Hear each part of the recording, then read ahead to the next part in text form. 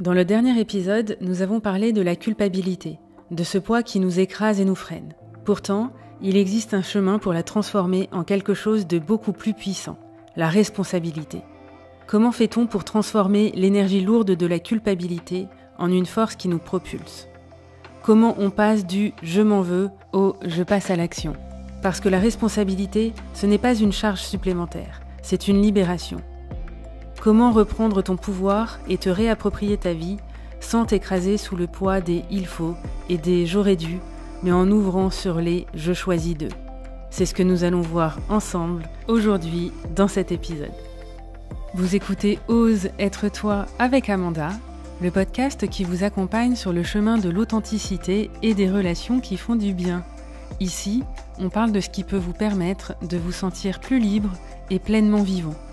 Je suis psychologue et psychothérapeute et dans chaque épisode, je vous invite à un moment de réflexion, de douceur et parfois de petits électrochocs. Parce qu'être soi, c'est un sacré voyage. Si ce podcast vous plaît, n'hésitez pas à le liker, le partager à quelqu'un qui en aurait besoin et laisser un avis ou un commentaire. Parce que c'est grâce à vous qu'il continue d'exister, de grandir et d'inspirer d'autres personnes. Allez, c'est parti, bonne écoute! Bonjour à toutes et à tous, j'espère que vous allez bien et que le dernier épisode vous aura permis de sortir un peu de votre culpabilité ou en tout cas de pouvoir la remettre en perspective.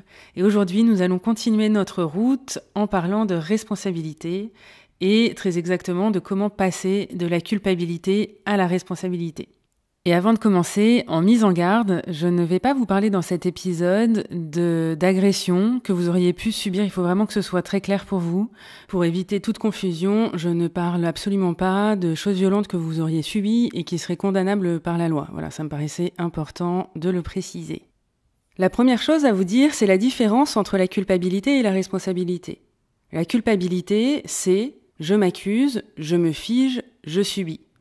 La responsabilité, c'est « je reconnais, j'agis, je transforme ». L'intérêt de pouvoir orienter notre attention et notre énergie sur la responsabilité, c'est qu'en faisant cela, on arrête de subir sa vie, on fait des choix en conscience, on se libère des schémas souffrants du passé pour avancer, on reprend confiance en soi. Donc, assumer sa responsabilité, c'est retrouver son potentiel, c'est reprendre son pouvoir là où il est réellement. Alors, je vous avais fait un petit teasing en vous disant que j'avais pris une claque symboliquement parlant. Il se trouve que dans ma vie, je regarde plus beaucoup de séries. D'abord parce que j'ai pas le temps et puis aussi parce que j'en ai plus l'envie. Et j'ai un ami qui me connaît très bien et dont je sais l'ampleur des connaissances et des références cinématographiques qui m'a dit « Amanda, celle-là, il faut vraiment que tu la vois et j'aimerais beaucoup qu'on en discute ensemble après. » D'ailleurs, comme je sais qu'il m'écoute, je l'en remercie et je l'embrasse très fort. Et cette série, c'est Bref 2. Alors, il y aurait beaucoup à en dire, je vous la conseille, vraiment, je vais pas vous spoiler parce que je déteste qu'on me fasse ça, donc je vais pas vous raconter des choses qui raconteraient le déroulé de la série. Il y aurait beaucoup à en dire. Il y a des choses avec lesquelles je suis pas tout à fait d'accord, mais bon, elles sont minimes par rapport à la prouesse que Kian Kojandi a fait. C'est remarquable son travail.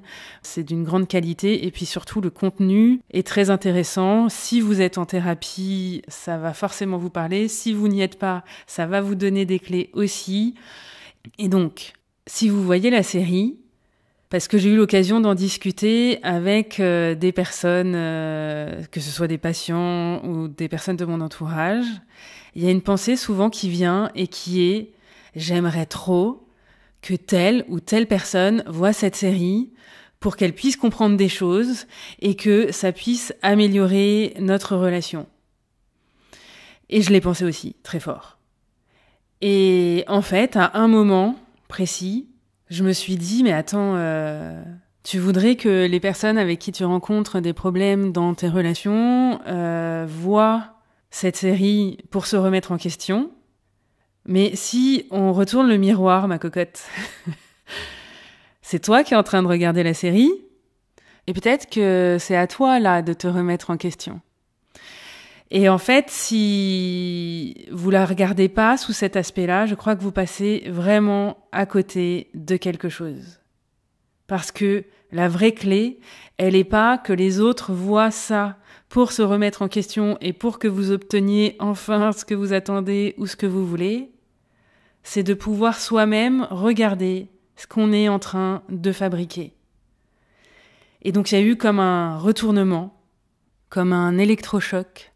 Et je me suis mise à regarder ce que je fabriquais dans certaines relations et aussi dans ma vie de manière plus générale. Par exemple, dans certains comportements, dans des réactions émotionnelles ou dans certaines manifestations de mes insécurités, dans tout un tas de choses en fait. Alors, il se trouve que, et ça je vous en ai déjà parlé, dans ma vie, j'ai été fouillée, j'ai déjà bien avancé, j'ai réglé pas mal de choses. Et là, c'était à nouveau comme s'il y avait quelque chose sur un axe en particulier que je n'avais pas encore vu, ou en tout cas, dont j'avais pas pris conscience de cette manière-là, et qui se révélait à moi, et c'était pas très glorieux. C'était pas très agréable à regarder. C'était pas confortable. Je l'ai fait avec beaucoup d'humilité, avec beaucoup d'émotion, avec de l'indulgence aussi. J'ai essayé vraiment de pas me juger parce que c'était suffisamment difficile comme ça.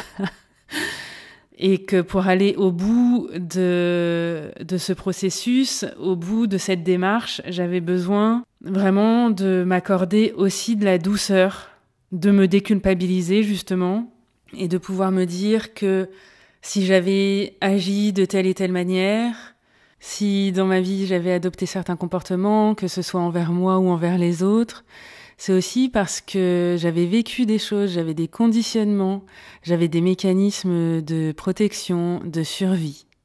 Alors attention, il ne s'agit pas de dire j'ai vécu telle chose, donc je suis comme ça aujourd'hui, et puis j'y peux rien, et ça va rester comme ça. C'est pas du tout mon propos.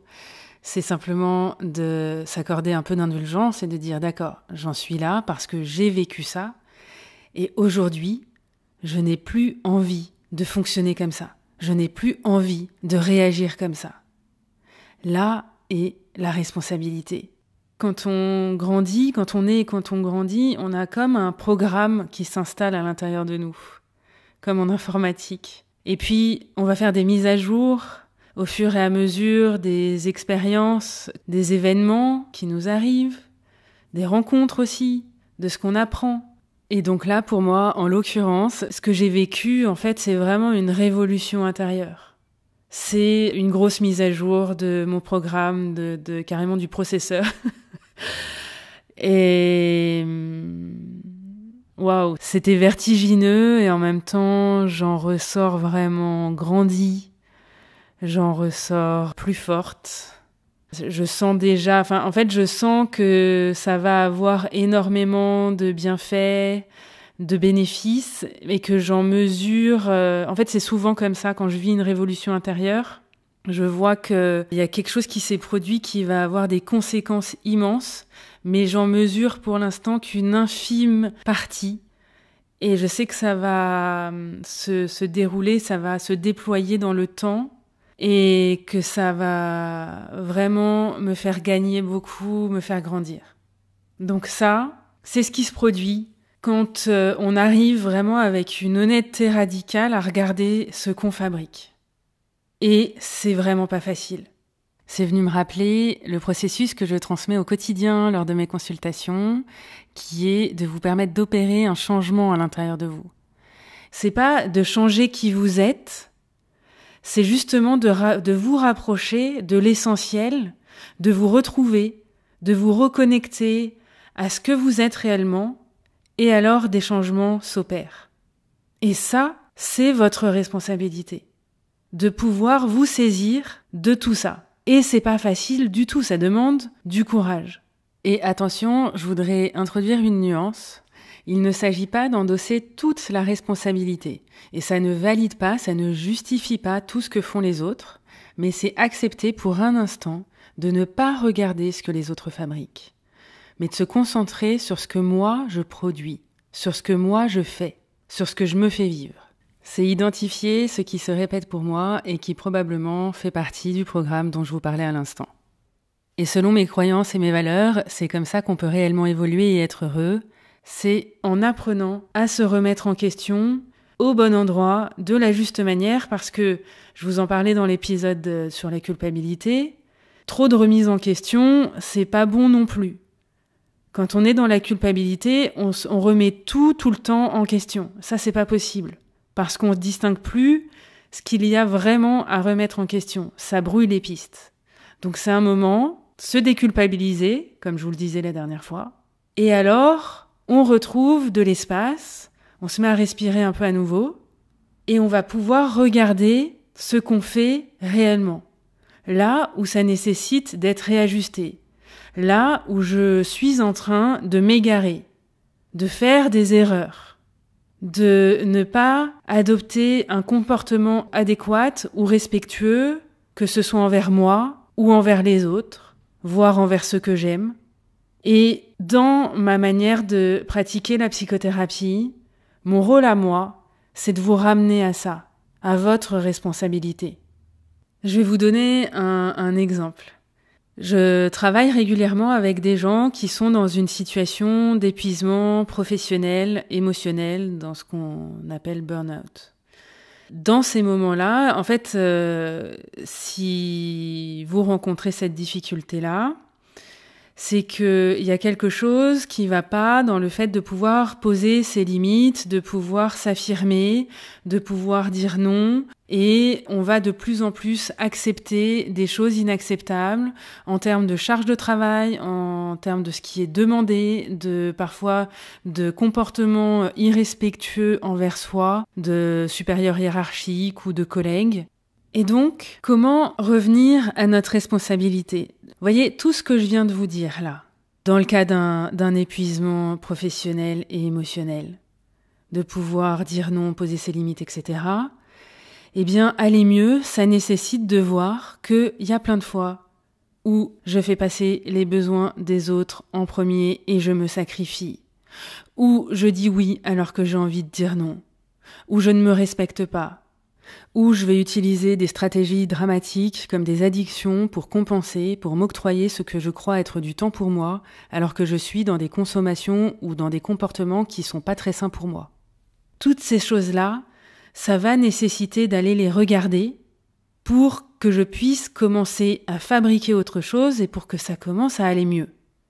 Si je reste dans la posture de soit rejeter vers l'extérieur et se dire « j'y peux rien, c'est les autres qui sont comme ça, les gens sont méchants, le monde est violent, les gens sont vraiment débiles, ils comprennent rien, ça changera jamais, donc je serai toujours malheureuse, il faut que je m'habitue à ça, il faut que je m'adapte à ça et ça pourra pas être différent. » Et ça, eh bien malheureusement, vous risquez d'y rester longtemps.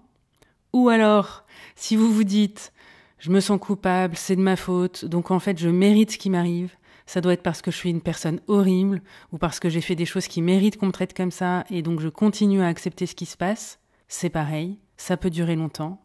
Et pour vous décomplexer, j'ai déjà été dans les deux postures. Et enfin, il y a la troisième posture qui est il y a quelque chose de pas juste, là, pour moi. Je sais pas encore d'où ça vient et comment je vais me sortir de là. D'abord, je me donne de l'empathie parce que c'est difficile ce que je suis en train de vivre. Je décharge émotionnellement ce que ça me fait. Je m'occupe de ce que ça me fait. Est-ce que ça me rend triste ? Est-ce que ça me désespère ? Est-ce que je suis fatiguée ? Est-ce que ça me met en colère ? Est-ce que ça me révolte ? Toutes ces choses-là, et qui peuvent arriver de manière succincte ou en même temps, ça fait un espèce de magma indifférencié. Donc le job, ça va aussi être d'aller identifier et puis tirer un peu les fils de la pelote pour déjà pour regagner un peu de fluidité, un peu de clarté, pouvoir commencer à trier, à organiser, à restructurer les choses.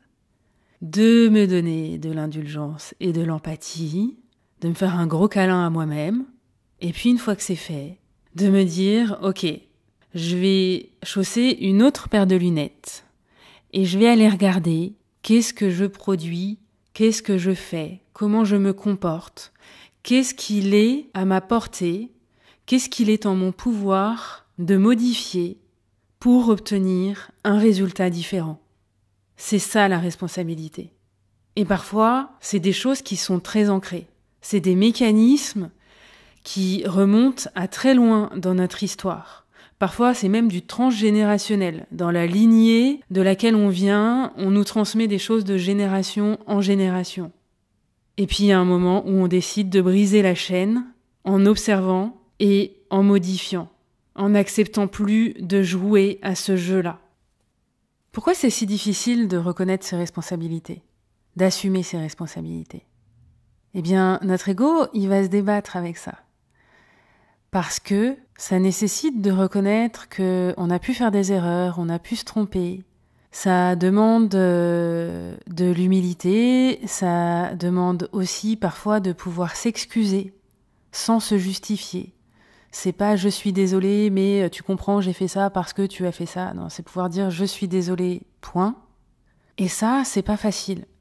Ça demande de la maturité, ça demande d'être suffisamment en confiance avec soi pour que tout ne s'effondre pas si j'admets que je me suis trompée. Donc, c'est pouvoir faire des expériences petit à petit qui me montrent que c'est OK de pouvoir me tromper. Si j'ai vécu des choses très douloureuses où à chaque fois que je me trompais, il y avait de la violence, ça déclenchait de la violence, ou si j'ai vécu des humiliations à l'école, eh bien, ça va être très difficile de reconnaître mes erreurs. Donc, c'est y aller doucement et petit à petit, pouvoir regarder ce qu'il y a de pas très beau, de pas très glorieux, de pas très valorisant, ou en tout cas ce qu'on croit qui n'est pas valorisant. Et c'est comme ça que on gagne de l'espace. Quand on éclaire nos ombres, ça devient des endroits éclairés. Et donc, c'est un peu comme dans une maison. S'il y a des pièces auxquelles vous n'avez plus accès parce que c'est très encombré, c'est sale, personne n'est jamais rentré là-dedans depuis 10 ans, ça va nécessiter un gros nettoyage, ça va sûrement pas être très agréable. Et une fois que vous aurez tout purifié, vous aurez repeint, que vous aurez aéré, que ça sentira bon, vous pourrez à nouveau investir les lieux. Ce sera un espace de gagné. C'est un peu la même chose avec notre intériorité. La deuxième difficulté, c'est que assumer ses responsabilités, ça veut dire devenir responsable de soi et ça implique une grande liberté. Et ça peut faire peur. Ça implique de faire ses choix. Ça veut dire que on peut nous reprocher des choses, on peut se reprocher des choses. Et donc, ça va être parfois plus confortable de pouvoir se ranger derrière des excuses ou derrière une déresponsabilisation. D'avoir de la liberté, ça nécessite de pouvoir l'assumer. En fait, l'idée, c'est d'avoir des assises, d'avoir quelque chose de suffisamment solide à l'intérieur de soi pour pouvoir assumer ses choix. La posture inverse, ce serait de dire je me déresponsabilise et si quelque chose se passe mal, eh bien, on pourra pas me l'imputer, on pourra pas me le reprocher puisque c'est pas moi qui ai choisi. Je ne suis pas responsable de ça. Évidemment, ça protège notre ego, mais ce que je crois surtout, c'est que ça restreint énormément notre liberté. Certes, je ne me suis pas trompée, mais je ne vis pas ce que je veux réellement. Donc un des axes de travail, ça va être de prendre le risque de se tromper, de faire des erreurs, d'échouer. Alors, pour faire un premier pas, si c'est quelque chose de difficile pour vous, je voulais vous proposer quelque chose d'assez concret, de peut-être pouvoir noter les questions que je vais vous donner là, et de prendre un moment de calme, de tranquillité, de vous mettre en introspection, et de pouvoir vous dire « je me suis trompée ». Est-ce que je peux le reconnaître juste dans l'espace entre moi et moi ? Est-ce que je peux observer ce que ça me fait de constater que j'ai fait une erreur et que je me suis trompée ? Est-ce que je peux rester avec ça pendant quelques minutes, dans cet inconfort-là ? Est-ce que je peux le dire à voix haute ? Est-ce que je peux le dire à quelqu'un ? Est-ce que je peux écrire, voire lister, quel comportement je n'ai plus envie d'adopter ? Et à l'inverse, quel comportement j'aimerais avoir désormais ? Qu'est-ce que ça va me demander de travailler ? Et qu'est-ce que je peux mettre en place pour m'aider dans cette démarche de manière concrète, de manière factuelle. Est-ce que je peux parler de tout cela à la personne concernée s'il y a une personne concernée et que l'espace de dialogue est encore ouvert? Et surtout, de ne pas oublier de vous remercier, de vous encourager, de vous féliciter et de vous rappeler que de nos erreurs, nous tirons souvent nos meilleurs enseignements. Assumer ses responsabilités, ça demande donc du courage, ça peut demander du temps, d'avoir des personnes qui nous accompagnent sur la route, parce que quand je vous parle de révolution intérieure, ça fait un drôle d'effet quand même de faire un retournement sur soi. C'est comme si la pièce dans laquelle vous étiez là se retourne sur elle-même. C'est très perturbant. Et j'accompagne régulièrement des gens qui ont ces espèces de déclics-là. Et c'est vraiment quelque chose à voir comme un chemin, comme un processus. Il y a quelque chose qui se passe, on sent qu'il y a quelque chose qui se passe. On sent qu'il y a eu un espèce de séisme, qu'il y a eu ce retournement. Et après, comme je vous le disais, pour moi, il va y avoir des déflagrations, il va y avoir des ondes, un peu comme l'onde de choc, il va y avoir des effets sur le long terme.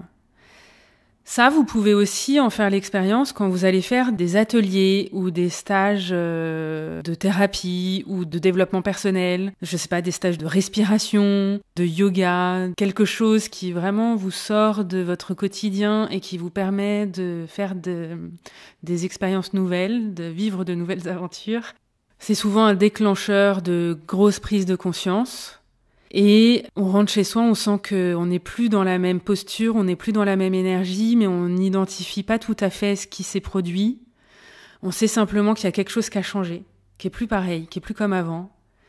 Et c'est les jours, les semaines, les mois qui vont suivre, qui vont nous permettre vraiment de mesurer ça, d'appréhender ça. De prendre connaissance de ce qui a évolué et de tout ce que ça nous permet désormais dans notre vie. Et souvent, ça, c'est au bout de quelques temps, quand on se retourne et qu'on regarde notre chemin, puis on s'aperçoit qu'il y a eu une déviation, qu'il y a eu un changement de trajectoire. Et c'est souvent très étonnant. Et il y a une grande surprise de se dire « Waouh, ok, il y a ça qui s'est passé ». Et il y a tout ça qui a découlé du fait de pouvoir regarder les choses avec beaucoup d'honnêteté. Et donc, la série de Kian Kojandi, Bref 2, elle permet vraiment de faire ce retournement sur soi. Donc je vous invite à la découvrir. Pour terminer, alors j'ai l'impression d'avoir beaucoup parlé, surtout d'avoir un peu plus parlé de moi que d'habitude, en essayant une nouvelle fois de ne pas être dans du factuel et de pouvoir vous donner à voir les processus à l'œuvre, que vous puissiez mieux les appréhender. Les retours que j'ai, c'est que ça vous fait du bien et surtout que vous vous sentez moins seul avec tout ça. Et ça, c'est vraiment ma démarche. Parce que on vous donne peu accès à ça. On vous donne peu à voir comment ça se passe de l'intérieur. On vous décrit de l'extérieur, on vous donne de la théorie, on vous dit quoi faire, comment le faire, mais on vous dit pas ce que ça fait de le faire. Et ça, pour moi, c'est vraiment important de vous le partager. Et justement, pour assumer ces responsabilités, ça nécessite de se sentir entouré, de se sentir accompagné et aussi de voir qu'on peut continuer à être aimé même quand on s'avoue à soi qu'on n'est pas parfait, qu'on n'a pas tout bien fait, qu'on n'a pas tout réussi, que parfois on s'est mal comporté ou en tout cas on s'est comporté pas comme on aurait voulu, pas comme on voudrait. Et c'est important de voir, de constater que soi-même on peut continuer à s'aimer, mais surtout apprendre à s'aimer parce que c'est là que réside vraiment l'amour, c'est de pouvoir m'aimer même quand j'y arrive pas, même quand je fais des choses pas glorieuses, même quand je fais des choses que je trouve moches ou que je trouve pas agréables. Ça, c'est vraiment de l'amour. C'est plus de l'amour à condition que j'y arrive, à condition que je me comporte comme ça ou que tout soit parfait. Donc j'apprends vraiment à m'aimer et puis je peux constater que les autres aussi continuent à m'aimer. Et en thérapie, il y a quelque chose que je trouve fabuleux, c'est que quand on accepte de regarder ses responsabilités et que on retrouve son pouvoir, que on ose affronter les choses avec courage, aller les regarder. Il y a une espèce de fierté dans le regard du thérapeute et à nouveau, là, je vous partage à la fois les expériences que j'ai pu faire et ce que j'ai pu observer dans le regard de mes différents thérapeutes, mais aussi ce que je sens dans mon propre regard avec les gens que j'accompagne. Et ça fait vraiment du bien de sentir cette fierté-là. Et il n'y a pas que dans les yeux des thérapeutes, il y a aussi dans les yeux de notre entourage, quand on leur explique le processus, quand ils voient les prises de conscience qu'on a eues et les avancées qu'on a faites, il y a souvent beaucoup de tendresse et ça permet, c'est un cercle vertueux, ça permet d'apprendre à s'aimer en étant réellement soi. Et donc, c'est tout mon message, c'est que vous puissiez vous aimer avec toutes vos imperfections. Et je vous ferai, le prochain épisode, ce sera sur comment s'aimer plus ou comment s'aimer mieux. J'approfondirai cette idée-là. Voilà. Pour conclure, prendre la responsabilité de sa vie, ce n'est pas se juger pour notre passé ou pour ce qu'on a vécu ou ce qu'on a fait. C'est décider de notre futur. C'est donner une impulsion qui va changer notre trajectoire. C'est se donner la permission d'apprendre, d'expérimenter de nouvelles choses, des choses différentes, sans attendre que les circonstances soient idéales pour ça. C'est arrêter de fuir notre puissance. C'est retrouver son plein potentiel. Et surtout, choisir la responsabilité, c'est être libre. Libre d'ajuster ses choix, de construire une vie qui nous ressemble. Et peut-être que ce qui fait le plus peur, ce n'est pas d'assumer notre responsabilité, c'est d'accéder à une grande liberté. Et je vais vous laisser avec une citation de Viktor Frankl que j'aime beaucoup, qui pour moi définit vraiment ce qu'est la responsabilité. Et cette citation dit « Entre le stimulus et la réponse, il y a un espace. Dans cet espace se trouve notre pouvoir de choisir notre réponse. Et dans cette réponse réside notre croissance et notre liberté. » Je vous souhaite de pouvoir choisir la responsabilité et de ne plus redouter votre liberté. Je vous embrasse et je vous dis à très vite.